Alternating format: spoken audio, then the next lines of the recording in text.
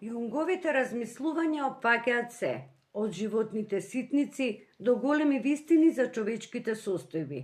Според него, емоционалната хигиена е еден од приоритетите за вашето здравје. Емоционалната хигиена е подеднакво важна како и физичката хигиена. Се однесува на низа превентивни стратегии кои на поединецот му помагаат во спречување на менталните болести и нелагодности. Луѓето најчесто возат грижа за својата исхрана и своето физичко здравје, а сепак поголемиот процент од нив го запоставуваат основниот и приоритетен аспект, а тоа е својата емоционална благосостојба. Грижата за психолошките падови кои секојдневно ве погодуваат и учењето како да ги спречите овозможува вистински квалитет на вашиот живот.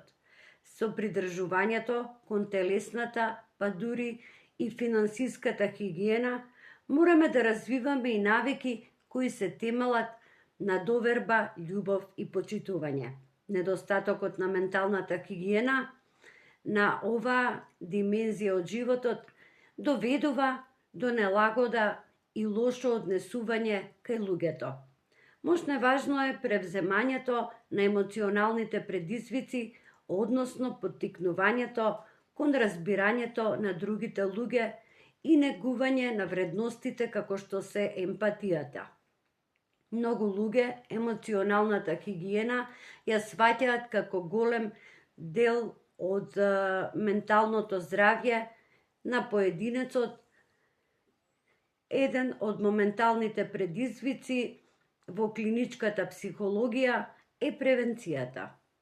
Човекот бара професионална помош само кога ќе почувствува дека не е во можност секојдневно да управува со сопствениот живот како некогаш, но не е научен како превентивно и навремено да ги запре таквите состојби. Меѓутоа, до денес се уште не постојат адекватни механизми за спречување на стресот, депресијата, анксиозните пореметувања, па дури и самоубиствата. Поради тоа, од клучно значење е пружањето на стратегии за подобро решавање на секојдневните проблеми, предизвици и нелагодности. Биолошки сите чувствуваме физичка болка, која не треба да ја занемаруваме кога ја чувствуваме. Често нашето тело ни праќа сигнали, покажувајќи дека нашиот имунолошки систем не работи како што треба. Во други случаи, работите можат да бидат сериозни и да се прибегне кон лекарска помош. Истата работа се случува и со емоционалната болка.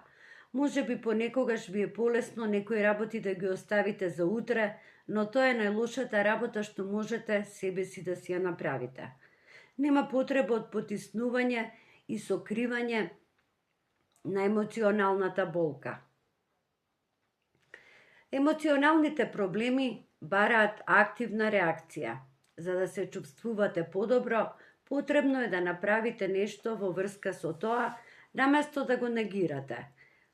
Кога ништо нема да направите за да ја промените својата ситуација, емотивната рана се зголемува секој ден и секој момент. Самопочитувањето е исто така важна карика во човековото тело. Тоа е она нешто што ни дава храброст и сила кога околината на било кој начин ве вознемирува.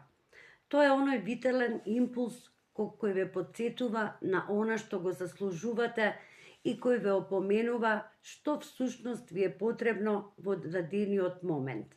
Затоа ова е извонреден начин како превентива за поттикнување и подигнување на емоционалната хигиена, да се грижиме и за оваа психолошка тетива. Исто така грижата за сопствените мисли е грижа за вашето здравје. Вашите мисли може да станат ваш најголем непријател.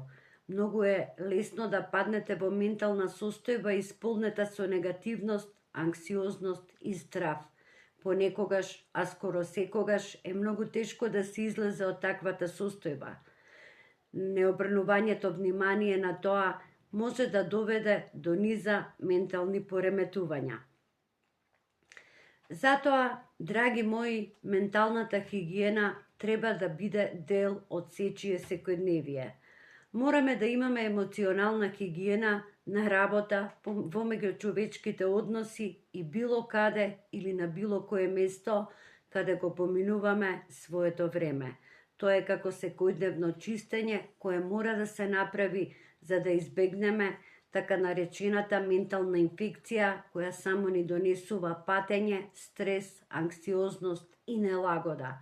Тоа е всушност превенција. Драги мои, доколку ви се допаѓаат вакви слични теми на кои зборувам од мој агол, ве поканувам да го заследите мојот канал. За вас е тоа само еден бесплатен клик, а мене вашата поддршка многу ќе ми значи. Довидување до моето следно видео и ви посакувам се најдобро.